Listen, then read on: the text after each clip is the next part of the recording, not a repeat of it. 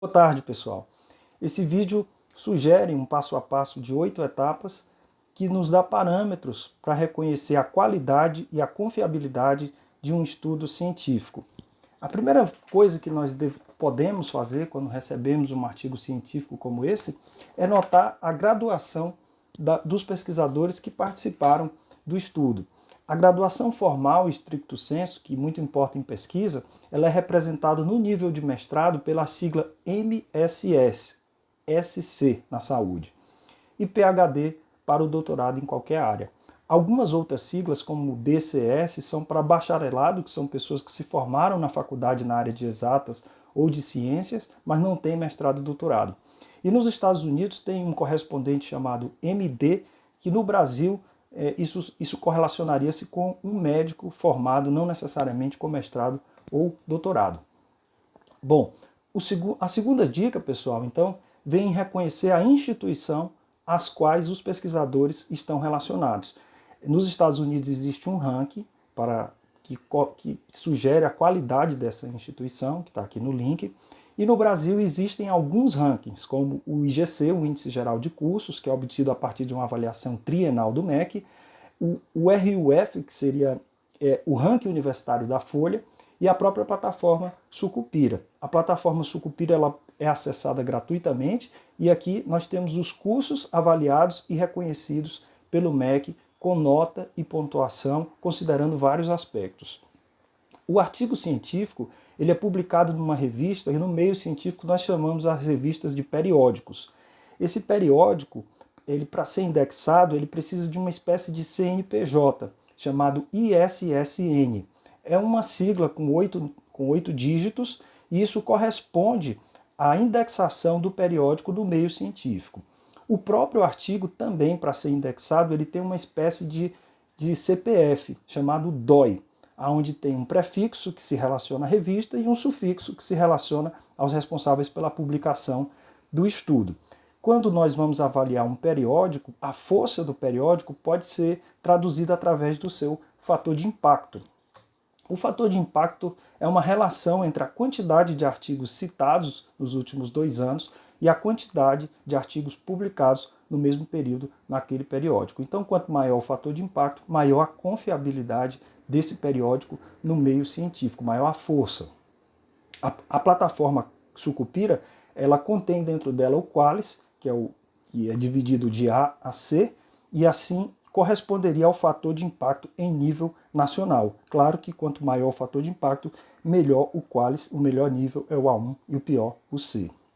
Bom, o estudo em si, ele é dividido em partes, com introdução, materiais e métodos, resultado e discussão e conclusão. E aqui vai mais algumas dicas de sugestões de como reconhecer quando um estudo é bom, quando da leitura do próprio resumo do estudo chamado abstract. Então, a introdução do estudo, ela traz a razão pela qual o estudo foi feito. Todo estudo surge a partir de uma inquietação, de uma dúvida. Então, aqui estão as interrogações: o que, onde, por quê, quando. Mas o que não pode faltar numa introdução é o objetivo do estudo e a justificativa do estudo. Quando nós pegamos um artigo científico, a primeira coisa que a gente faz é olhar o objetivo, a gente sai da introdução e pula direto para a conclusão, para observar se o autor conclui exatamente o que ele estuda. E aqui a gente já dá uma dica de erro de extrapolação. Muitos autores concluem coisas que não foram pesquisadas, que não foram provadas, e isso mostra fraqueza no estudo. Bom, o material e métodos é a parte principal do estudo. É onde a gente vai gastar mais tempo, é aqui que se encontra o desenho de estudo, né? Então, através do desenho de estudo, nós vamos perceber se é um estudo agregado ou individuado, se é transversal ou longitudinal, se é retrospectivo, prospectivo, observacional ou intervencionista. E nesse espectro, nós vamos ter vários tipos de estudos com suas qualidades, como estudos ecológicos, relatos de séries de casos, coorte, caso-controle, ensaio clínico, revisão sistemática, meta-análise, etc. Bom, os maiores níveis de evidência em estudo científico estão justamente nas meta-análises e nos grandes ensaios clínicos. Então, vale a pena perceber o nível de evidência do estudo que está sendo lido. Vale ressaltar que o pior nível de evidência, o nível 7, corresponde à opinião do especialista, a opinião do expert. Então, muitas vezes, antes de repassar aquela informação que a gente recebe, porque ela foi dita por um chefe de serviço ou por um médico famoso, a gente precisa sempre lembrar que esse é o pior nível de evidência. Bom, nos resultados vão ser trazidos os achados do estudo através da representação de gráficos, de tabelas, e na discussão vai ser um comparativo entre os resultados do estudo e a média do que existe na literatura. É muito importante a gente notar se na discussão o autor reconhece as limitações do estudo. Um bom estudo tem limitações e é muito honesto da parte do autor reconhecê-las, e isso normalmente ocorre na discussão. Na conclusão, a gente mais uma vez volta para a introdução para checar se o que foi pesquisado é o que está sendo concluído, e aqui a gente percebe as extrapolações. Então, como que isso funciona na prática? Esse artigo científico, por acaso, ele trata da eficácia e risco do uso de ivermectina, um vermífugo, no controle da malária em uma determinada região, num país da África chamada Burkina Faso. Bom, quando nós recebemos um artigo como esse, vamos aplicar esses 8 passos e vamos ver se vale a pena ler o artigo e vale a pena passar a informação. Então, a gente de cara percebe a revista em que ele foi publicado, chama-se Lancet. A gente consegue ver aquele numeral de 8 dígitos que corresponde ao ISSN da revista. Então, é um periódico indexado. A gente consegue perceber que o próprio artigo ele tem o seu CPF chamado DOI, com prefixo e sufixo, como nós podemos ver na parte grifada. Quando nós vamos pesquisar o ranking desse periódico científico, nós percebemos que ele tem um fator de impacto de 59,1, um altíssimo fator de impacto. No meio da ortopedia, no meio da minha especialidade, uma das grandes revistas chamada JBJS tem um impacto de 4,8, daí a gente consegue notar a importância e a força desse impacto dessa revista Lancet. Quando nós vamos pesquisar na plataforma Sucupira ou Qualis, nós percebemos que ela tem uma nota máxima em todas as especialidades médicas, em todas as especialidades não médicas também. Essa é uma revista A1 em todas as subespecialidades.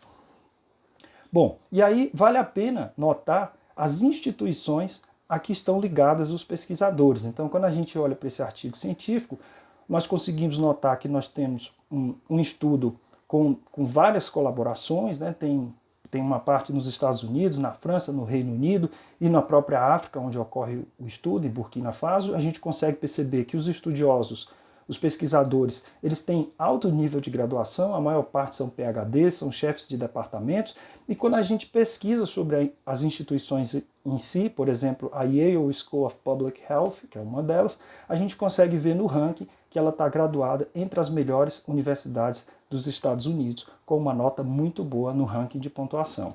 Então, isso são bons fatores. A gente vai seguindo aquele passo a passo e consegue perceber na introdução que o autor se propõe a estudar se a ivermectina é capaz de diminuir a incidência de malária naquela região, e na conclusão ele não extrapola, ele conclui exatamente o que ele se propôs a pesquisar. Então, isso é um bom sinal. No método clínico, nós percebemos que se trata de um ensaio clínico, que é um estudo individuado, prospectivo, intervencionista, longitudinal. Conseguimos perceber que houve critérios de seleção da amostra com fatores de inclusão e fatores de exclusão, que houve cegamento da amostra, e nesse ponto o autor nos fala que houve um cegamento simples. Vamos lembrar que em pesquisa o cegamento pode ser simples, duplo ou triplo.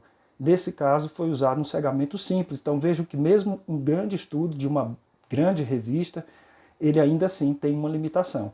E isso é muito legal porque na discussão do artigo científico, o próprio autor nota essa limitação e cita que o cegamento dessa amostra foi apenas simples, foi um cegamento único e não duplo ou triplo. Bom, depois de notar esses detalhes, a gente já percebe que é um bom artigo e, portanto, vale a pena ler. E aí vale a pena gastar energia, e depois de ler o artigo a gente decide se vale a pena repassar ou tomar alguma conclusão. Lembrando que isso são sugestões, mas que elas não estão acima do julgamento individual do pesquisador ou do médico, do profissional.